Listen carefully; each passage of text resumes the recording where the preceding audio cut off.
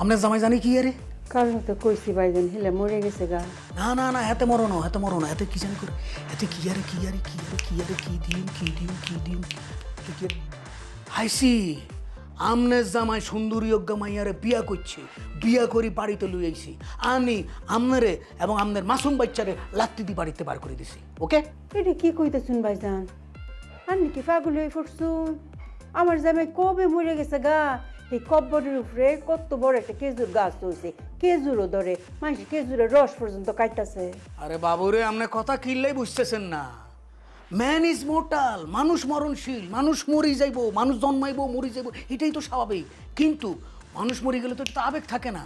আমি যদি বলি যে আমনের জামাই অন্য একটা মাইয়ার বিয়া করি, আমনে করে বাসাতে বার করে দিছে, আমনে এই শোকে মনে করেন আপনি অসুস্থ হয়ে গেছেন, আর হেতের বাপে যে চলি গেছে এই শোকে পানি খাওয়া ছাড়ি দিছে, এতে তার দুটা কিডনি নষ্ট হয়ে গেছে, তাইলে মানুষের আবেগটা কাজ করবো।